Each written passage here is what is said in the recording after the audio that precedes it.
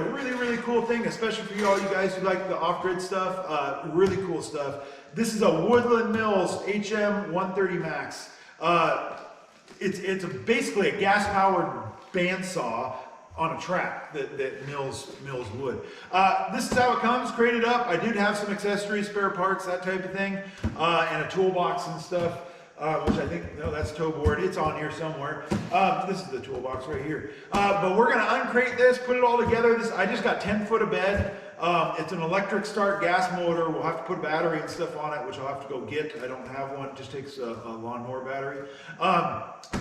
Other than that, it should go pretty good. Safari wagon, guys. I got the motor wired up using a PSI harness yesterday. I got the wiring is through the into the car now. We're just mounting the computer and stuff. I'm putting the computer and the fuse panel and everything up under the dash instead of making a box in the engine compartment. I want to keep the engine compartment really simple. So we're going to run the harness, we're going to run all the computer and everything inside under the dash. It's going pretty good. I'm almost done. You should be a video coming out on that this weekend. And that'll be the whole wiring job on that, other than fuel pump. We'll put the pigtail in for the fuel pump, but we don't have a fuel pump in. That's going to be its own episode that'll be coming out soon. So anyway, stay tuned. This is going to be fun. This is the uncrating and assembly of this Woodland Mills 130MAX.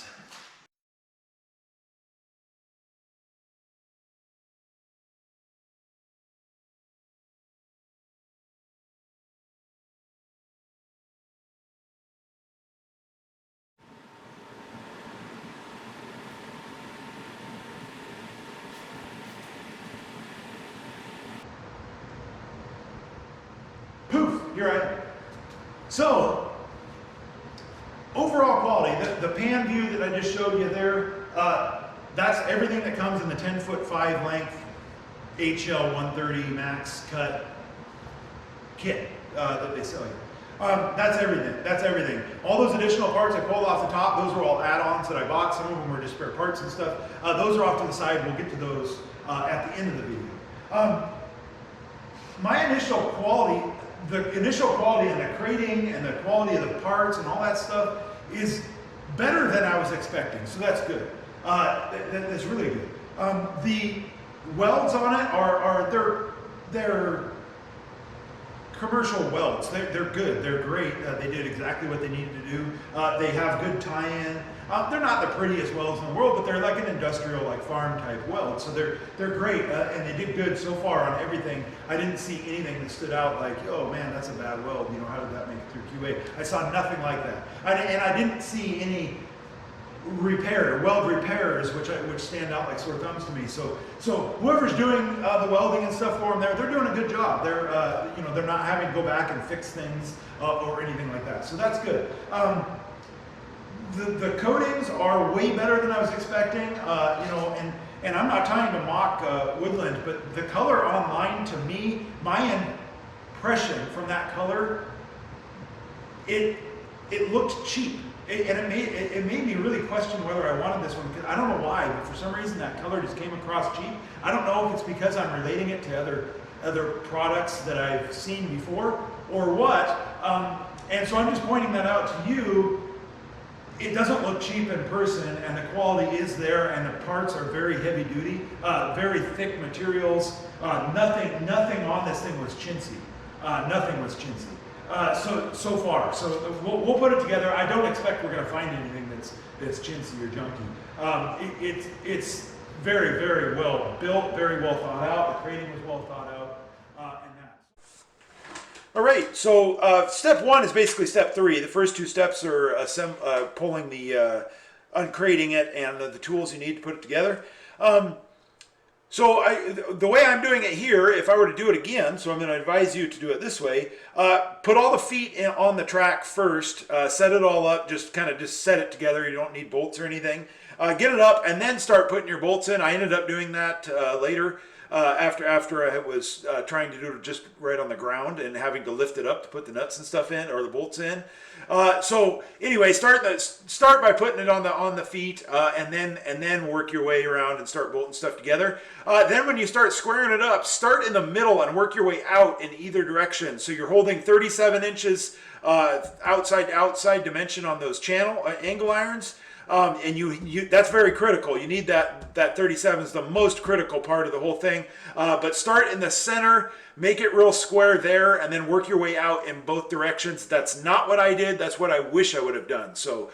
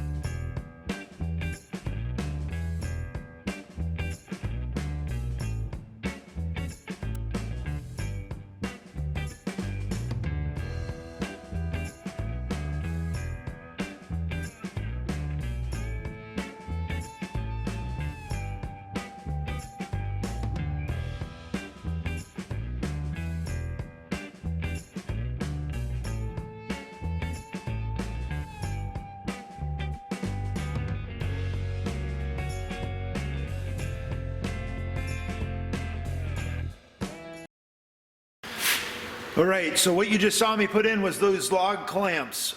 It comes with 2 of these, and I bought an additional 2, but it turns out it's pretty much worthless to buy the additional 2. You'll install the 2 that come with it in between the 3 bunks there that have the stops on them. I put the additional 2 I bought on the outside thinking that would be helpful, and now that I really think about it, it's not going to be helpful because there's a stop there, but there's no stop on the end bunk. So if I tried to clamp there, it would just turn the log. So it's really useless there. So don't bother with that. Just get the original 2 if you're not gonna get additional bed length. I do plan on buying additional bed length later, so I will use those clamps, but for now, I don't really think they're gonna be too helpful. There's not really, it doesn't really say which way you put these in. I put the welded end. This one's welded, the other one, that bracket is just floating, it has a hole in it that the pipe slides in. I put the welded one on the opposite side of the stop. It really wouldn't matter probably either way. And then you can't screw up on these either. You want them so that they're angled in towards the log. And if it's angled out, then all you really have to do, and I'll show you on this one, is flip it over like this. So that's the correct way, and that's the wrong way. So it really doesn't matter. You don't have to worry about putting those on the right way or the wrong way. It'll work either way. You just may have to flip it over like that. So that's those. So yeah, don't buy 2 additional. The 2 that come with it are sufficient. So putting these tubes in, I don't know if we caught that or not. I just realized the battery was dead. So you're supposed to put this cap in this hole and then slide it through, and this will guide it through the plastic bushings there. I guess I don't follow instructions well. I didn't do that. This end is capped off and it's really nice and round. So I just pushed them through from this way. And it worked just fine. I didn't use those. You're supposed to put them in, put the tube in, then take them out. I just pushed the tubes in from the other way. And then my initial instinct is these holes on that side have big burrs on them. That's why I didn't want to push them through from that direction to begin with. So that's why I pushed them through from this way. And then it turns out we are supposed to push them through from that way. You just use those, push them through, take them out.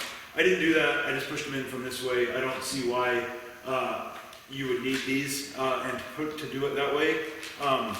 So Woodland, if you're watching, save some money. Do that over a bunch of them. I don't think you need to do that. But maybe later we'll see why we would have to. All right, so this is step 5. Step 3 and 4 were the first part that you just watched. Step 5 is putting this whole A-frame assembly together that you're watching me do here, even sliding those tubes through as part of it too. So my advice on this one is don't tighten a single thing. I did, and I ended up having to loosen it back up again. Everything fits really, really good as long as you leave everything loose. There's a lot of parts in this step, but it's all really, really easy. The instructions are really good on it. And then my other thing to point out is make sure the saw is all the way bottom down against those A-frames like you saw me do before you stand it up. 1, it'll make it easier to stand up, and 2, if you don't, the saw will come crashing down all the way to the bottom as soon as you do stand it up.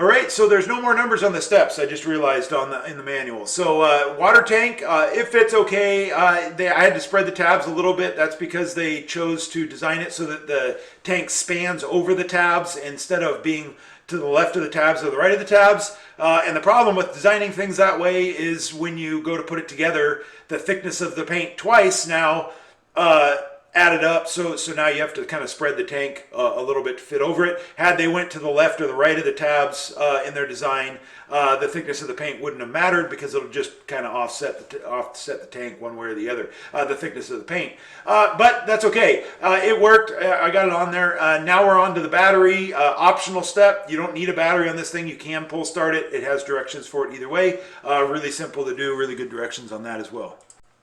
All right, now we just put on the vibration meter, and that's an hour meter that runs off vibration, and you have to cut the little loop wire on that for it to start counting, and then it just feels the machine vibrating from the engine running, and that's how it keeps track of hours. And then we're going to put on the lifting mechanism and running the cables. Those are two separate steps. Really easy, really good direction on those. It went flawlessly. They did a really good job on those. My only word of advice on all the pulleys and wheels on this thing, there's an E-clip on one side of the bearing going into the wheel or the pulley. You always have to make sure that E-clip is towards the spacer and not towards the washer. The washer will actually hit the E-clip and push it into the bearing. So you got to watch for that when you're putting it together. They stack them up when they ship them. The way you get them, they stack them up right. But you have to separate all that stuff and put it together on the machine, and that's where you could accidentally flip that pulley over and squish that E-clip. So just watch out for that when you're assembling. And on these cables, don't make them tight yet. Just make them kind of relatively equal to the tautness, but leave them loose. You're going to adjust those once you set it on the frame. Okay, so now we're doing the height gauge. Just using a square to make sure it's square on the frame there, or on the basically the guard for the bandsaw blade. I just made it square, and then the scales on it, it gives you two scales, but each scale has two different increments. Some of them take kerf away. You'll have to read the instructions on that so that you can see which scale you'll want to use for which type of board you're cutting. And now we did the throttle on the handle, and you can install that handle two different ways. If you're putting it on a trailer, you'll install it pointing down so that it's at a good height for you. If you're not installing it on a trailer, it'll be going up like the way we're doing it. And then there's good direction on that. You got to watch the washer location and everything on that. It's a little bit tricky to put that together. Just because it's hard getting the washers in and getting the screws through it and everything. And then for adjustment, you got to make sure that you're flooring it all the way without over flooring it. So on that one, it's really helpful to have a friend pull it to the floor so that you can fully floor it, so that you can watch the adjustment on it down on the carburetor side. There's a valve that gets hit, and that does the coolant. That's what I'm touching right there. That turns the coolant on to the blade when you pull the throttle all the way, and then there's a throttle stop there in behind that that stops the throttle from being over pulled. And so I just made sure that he could pull it all the way without over pulling it on there before I adjusted it. Now I'm just using the tractor to pull it up on the frame. There's also directions on doing this step by hand, basically feeding it on the end of the track. You'd put this up at the end of the track and then tilt it back and set it on there and then lift it up. There's directions for doing it that way. It was easier for us just to drop it on the frame with the tractor, obviously. Okay, so now in the manual it has you put on the lower door latches. This step should be last. It shouldn't be right now. That way you could have had this the bandsaw lifted up to do this. It makes it very difficult to do it while it's down and you're putting the latches in between the black plates. We did it anyway. It wasn't very... It wasn't hard, but it wasn't. It could have been a lot easier. It would have been a lot easier to do this step last.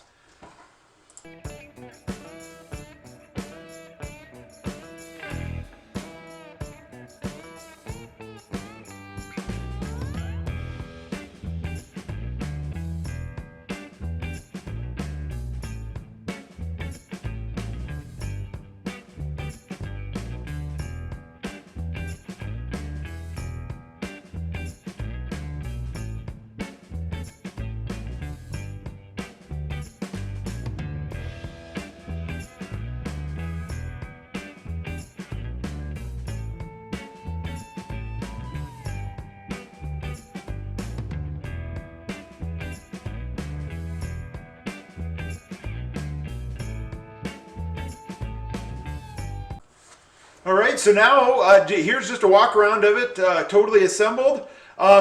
Really, really good. There is one part and a handle I'll show you here in just a little bit that I didn't put on. It's just for adjusting the guide or sliding the guide in and out for the blade.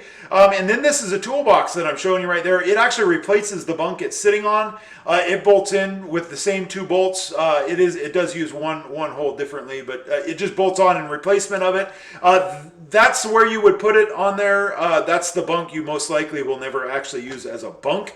But you may, and it is the same height as a bunk when it's closed, so it would work as a bunk. But so far so good, really liking this machine. All right, and here is an accessory. This is the what they call a toe board. And so what this would do is allow you to angle the log once it's installed. So you'd square off your log to the lumber size you wanted. Then you would jack it up on this edge where the jack is. That's on a trolley. It rolls back and forth in that channel. And then you jack up this edge, letting it pivot in the corner between the stop and the bunk on the other side there. Jack it up using an angle finder on top of your board. Get the angle you want. Clamp it. Make your cut. Lower the jack down. Clamp it again. Make your cut, and you just go back and forth down that way, and that would make like a shingle-shaped type, like a siding or a toe board, if that's what you needed to do. Pretty cool little gadget. Really nicely made. Okay, so now I'm putting on the cover. This cover is really nicely made. It's super heavy vinyl, really heavy vinyl. So it pretty good. It fits it decently well. I put it on backwards at first, and then I had to kind of spin it around. I'm being really careful there because the scale, the corner of it is definitely going to tear through that thing. It wouldn't last. The first windstorm, it would have a hole in it.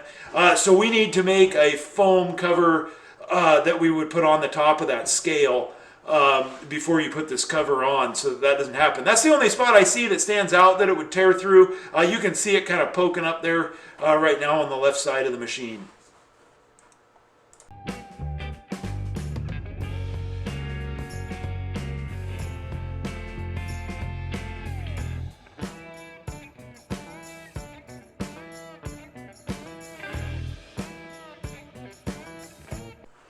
And here's a close-up of where it's kind of sharp poking on that cover.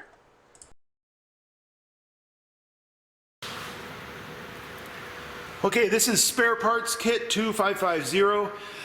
It's just bearings. These are the guides for that keep the blade tight where it needs to be. Those will wear out over time, and then an extra belt, and then another belt. That's all that's in the spare parts kit. Probably nice to have because you really don't want to be waiting on that if you're down because you lost one of those things. All right, so there's the machine. There it is set up. I'm about 12 hours into that thing. If I were to do it again, probably 8. I don't think you can do it too much faster than 8 if you're not cutting corners. Overall, that is way better than I was expecting it to be. So I have to give them really good props for that. There's a couple things on it I don't really like, but it doesn't necessarily mean they're a bad thing. The only thing that I see on that thing that I really am a little bit uncomfortable with is the wheels on the trolley are cut round, and then they're on a square cut angle iron. That's kind of odd to me. So those are obviously going to wear as you're using the thing, and then you'll probably have to keep adjusting your level on it until it fits in. I mean, granted, when it wears in, it's going to be like maybe a 64th out from one side to the other. But still, I don't like that. I think they should have been cut kind of more square on there. But it'll work, and it's probably going to be just fine. So having help definitely is handy. If you could build it where you're going to use it, that would be kind of nice. But it's wintertime here.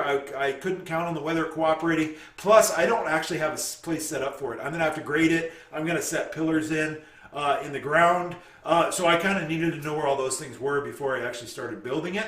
But, you know, again, this thing is way better. I mean, I didn't buy a $20,000 sawmill. I bought a $5,000 sawmill. So you got to expect what you're paying for, and this exceeds what I was expecting. So I am really, really happy with it in that way.